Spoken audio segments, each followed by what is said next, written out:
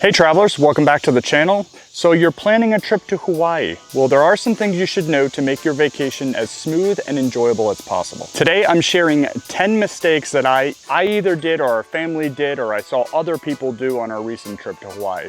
If you stick around to the end, I will give you a bonus tip as well. Let's get into it.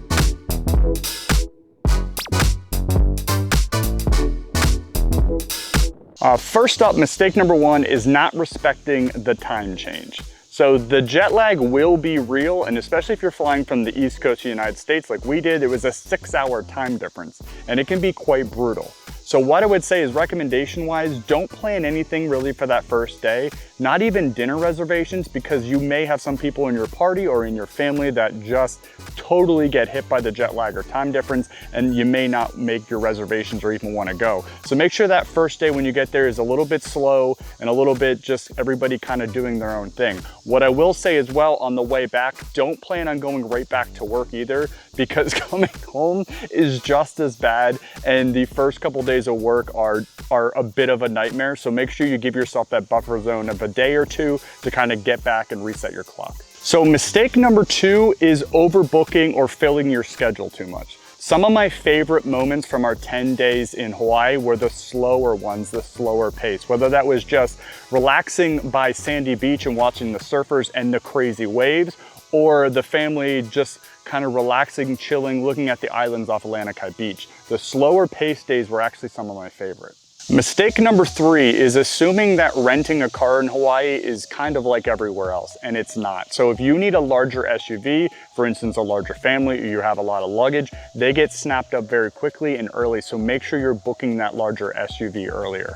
So we had 4 on our party, and we had an expedition that we rented, and it was just large enough to fit all of our checked luggage plus all of our carry-ons, because when you're going to Hawaii for 10 days, you obviously got to take a lot of stuff. So realize in expedition size, we laid down the 3rd row seat and fit all of our luggage into the back of that. So if you need a larger SUV, make sure you're booking that early because they do get booked up. We used Enterprise directly from the airport. Our family used Turo, which is like the rent service of other people's vehicles. Both didn't really have any major issues. Just realize with Turo, there's a little bit more of setting up, or you may have to take the vehicle to a specific location. If you rent directly from the airport, obviously you can drive right to the airport and drop or pick the vehicle up. Mistake number 4, which is one I didn't really know about until we got there, and it was actually making sure you're keeping an eye on your personal items while at the beach. So many of the popular beaches are target areas for thieves and things like that, stealing things from the beach. So when you're at the beach, make sure that you keep someone near all your personal items, or you're keeping an eye on them, because they're pretty much going to wait around until you go into the ocean, leaving your stuff alone, and then they're walking by and grabbing things. We heard many stories from not only individuals who were there on vacation, but also workers at either the resorts or the restaurants letting us know to make sure you keep an eye. And we actually heard it on the radio and on the news as well. So it must be a pretty highlighted thing in Hawaii. Specifically, we heard it mostly in Oahu. So make sure in the Waikiki or the major beaches or the popular beaches, you're keeping an eye on your personal stuff.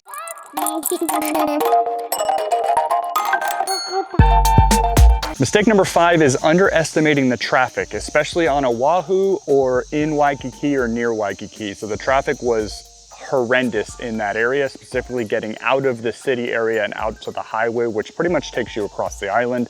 Very difficult. So if you have reservations, you need to leave an hour to an hour and a half before. What I would recommend is whenever your reservation is and it's getting close to that, go ahead and use whatever map service you normally use to navigate and check the time at close to the moment when you're getting ready to leave, or do it earlier and forecast your leaving time like you can on Google Maps, and it'll tell you based on the traffic. Is anywhere around 5 o'clock, all of the traffic really hits the highways and it's really difficult to get around. So we actually were late to Paradise Cove Luau, which started at 5, and we only left like an hour time to get there, and it actually took like an hour and a half to an hour and 45 minutes because the traffic was so rough. So make sure you're leaving enough time. Make sure you're looking at the maps to when you're actually going to leave for your resort to make sure you have enough time.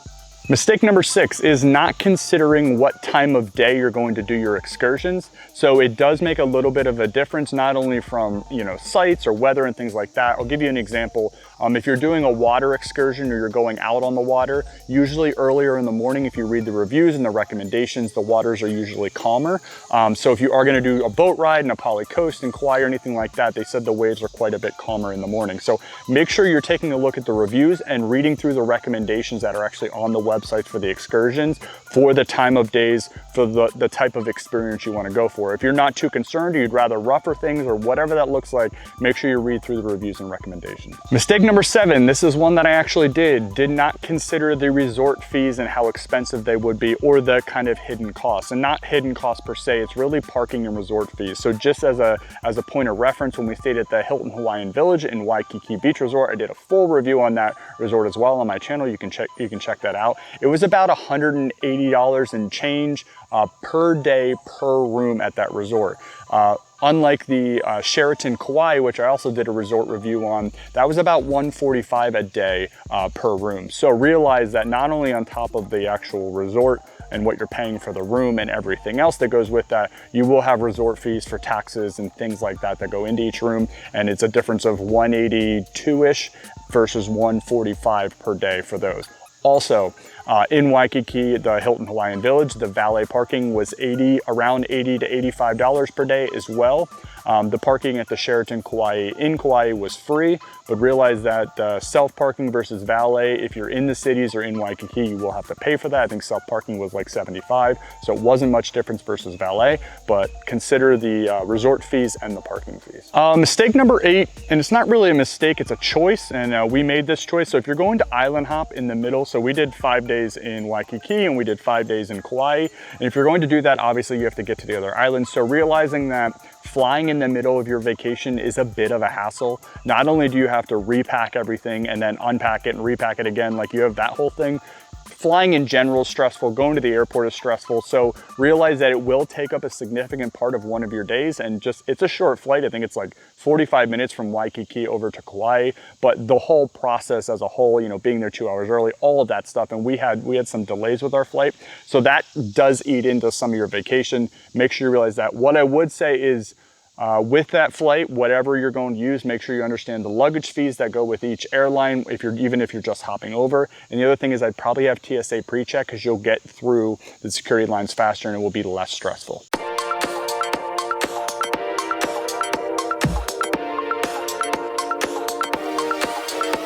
Okay, mistake number 9 is not taking a look at the menus for the restaurants or the reservations you have. So a lot of the restaurants that we visited in Hawaii, they had limited menus, and you did see a lot of the same types of foods because they were very Hawaiian centric.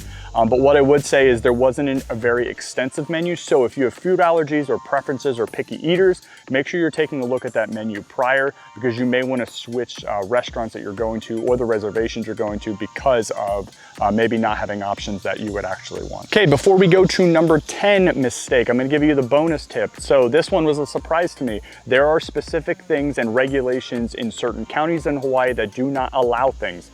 For instance, there is certain counties that have banned single-use plastic bags.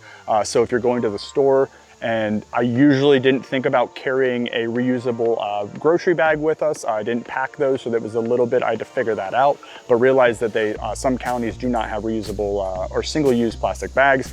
The other thing that they don't have in Hawaii in a lot of counties is styrofoam. So if you're planning on going to just grab a styrofoam cooler for the week that you can use just to keep drinks and things like that, or sandwiches cold in the back of your car while you're traveling around the island, they don't really have those either in certain counties. So what I did is I actually bought a collapsible cooler from Amazon that collapsed down that I could fit into my luggage and then just pop out, and we used that, and we took freezer bags and filled those with ice. So I'll leave a link to that collapsible cooler down below. It is an affiliate link, so if you do use it, I do get a little piece of that, but I wanted to let you know that because it was actually a huge bonus for us, because we took it and took cold water kind of all over while we were on our excursions and things like that. It was just nice to have things cold inside of the car when we got back from our excursions. But yes, some regulations. The other piece as well, you need reef safe sunscreen to wear. That is a big thing all over Hawaii because they're very, marine centric and watching out for the ocean. So you will have to have specific sunscreen as well.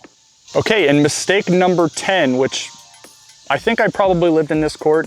Don't assume all the islands are the same. So when we were at Oahu and Waikiki, that island was extremely busy. So lots of traffic, lots of people everywhere, skyscrapers. It was actually like a city, and it was very close to the beach, and the beach areas were very busy. So parking and everything was a bit of a nightmare. Getting out to the highways, like I talked about before, was also a bit difficult. Now, when we flew to Kauai, it was so much different. So in Kauai, the construction cannot be higher than the tallest palm tree, so you do not have your skyscrapers, you do not have the mass amounts of people. Everything's spread out more wide than it is tall, so there's not as much to do. So Oahu and Waikiki have tons of things to do, tons of restaurants. Kauai will not have as many things to do or as many restaurants. So realize there's pros and cons to each. I'm more of a Kauai person. I like the slower pace. I like the quieter and not having to fight traffic all the time. But the islands are very different when you're going to experience things. So Kauai, you can actually only drive to 10% of the island. That's the other thing, is there's more scenery and natural scenery and things like that, where Waikiki was obviously a lot more metropolitan and things like that. So don't assume all the islands are alike. So thank you for sticking around to the end. I hope these 10 mistakes to avoid make planning or your trip to Hawaii much smoother. Don't forget, I have an entire Hawaii playlist where I did reviews of our excursions and also the 2 places we stayed, which was the Hilton Hawaiian Village in Waikiki and the Sheraton Kauai in Kauai. Both very different experiences, so check those out. I also have lots of other reviews around Caribbean resorts, excursions, and things like that, of all the places we like to go and where we vacation. So if you have any questions or you have any things that I should have added to the list, or you're either things you ran into in Hawaii or things you're planning that maybe I didn't have in this list, let me know down below, and we will catch you on the next video.